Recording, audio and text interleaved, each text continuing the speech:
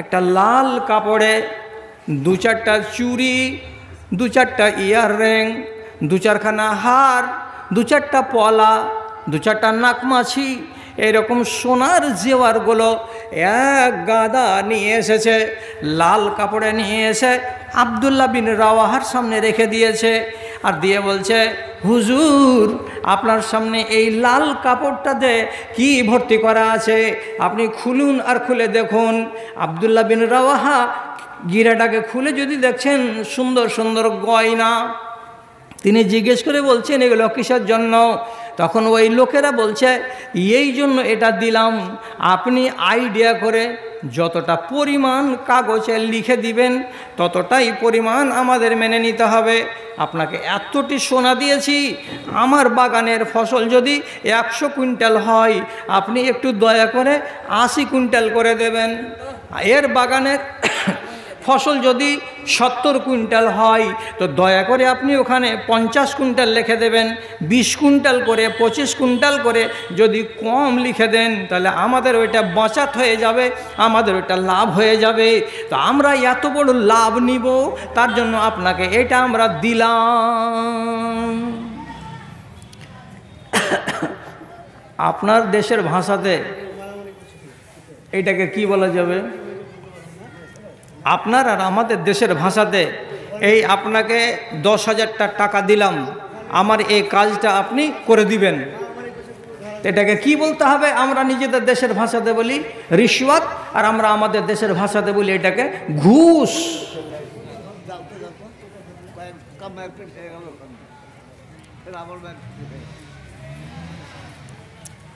এটাকে ঘুষ বলা হয়। এই যে ঘুষ দিতে চাইলো তো আব্দুল্লাহ বিন রাওয়াহা কাপড়টাকে আবার উল্টা করে গিরা দিয়ে দিলেন, আর দেওয়ার পরে ওদের সামনে রেখে দিলেন। আর দেওয়ার পরে এবার বলছেন, তোমরা আমার ঈমানটাকে এই সোনার গয়নার বদলে কিনে নিতে এসেছ। আমি আমার ঈমানটাকে সোনা দিয়ে তুলনা করতে যাব না, আমার ঈমানটাকে সোনার সঙ্গে ভ্যালুয়েশন করা যাবে না।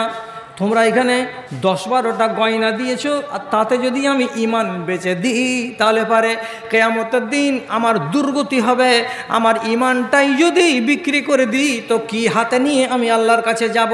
খবরদার খবরদার, আমার ঈমানকে কিনে নেওয়ার জন্য এইরকম ঘুষ আমার কাছে আনবে না। আমার চোখে যেটা ধরবে সেটাই আমি লিখব, আমি কমও লিখব না, আমি বেশিও লিখব না। আমি এমন করে হারাম সম্পত্তি কামাই করব না। একটা সাহাবীর কথা বললাম, সাহাবীরা আমাদের বাপ, দাদু, দাদুর দাদু, দাদুর দাদু হলো, দাদু হলেই বাপের পর্যায়ে চলে গেল, তারই আমরা ছেলে পিলে। এবার মিলান, এদেশে এরকম লোক আছে যার হাতে 20,000 টাকার বান্ডিল আপনি তুলে দিবেন, আর দেওয়ার পরে বলবেন, হার ফর্মখান একটু পাস করিয়ে দিও, আর না হয় আমার ইন্দিরা আবাসের টাকাটা একটু মঞ্জুর করিয়ে দিও। তো আপনি বলবেন যে টাকা কেন দিচ্ছ? সই করে দিয়ে তোমার ইন্দিরা আবাস মঞ্জুর করাবো, এই টাকা আমি নিলে আমার ঈমান নষ্ট হবে। এই রকম উদাহরণের মানুষ শুধু পঞ্চায়েত বলে বলছি না, ব্লকের কথাও বলছি, বিডিও অফিসের কথা বলছি, তারপরে রেজিস্ট্রি অফিসের কথা বলছি, আপনার সেটেলমেন্ট অফিসের কথা বলছি, আমাদের দেশের অন্যান্য কারবারের সঙ্গে জড়িয়ে থাকা মানুষ সবাইকে বলছি, যদি কেউ ঘুষ পায় তো ঘুষটাকে নিবে না, তুমি তোমার জিনিস তোমার কাছে রাখো, আমি এই জিনিসের বিনিময়ে আমার ঈমানকে বেচবো না। এমন কথা বলার জন্য একটা লোক খুঁজে বেড়াচ্ছি, আপনাদের এলাকায় পাওয়া যাবে? আমার বিশনপুর গ্রামে নাই। একটা বুড়ির 3 বার, আমার গ্রামের 3 বার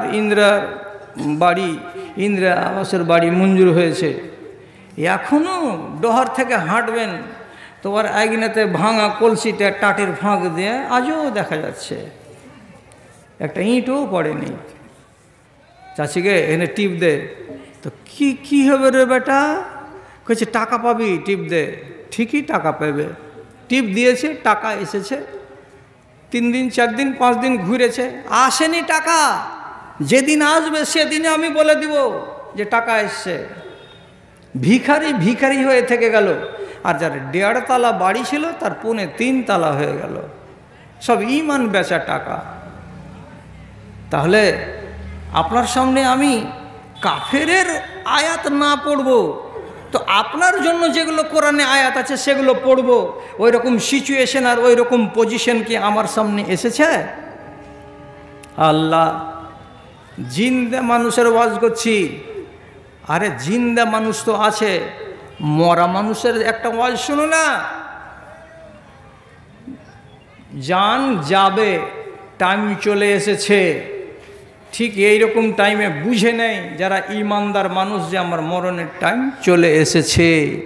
কথা বুঝলেন তো? শতকরা 90 জন লোক যারা ইমানদার মরবার আগে বুঝে নিবে যে আমার মরণের টাইম চলে এসেছে।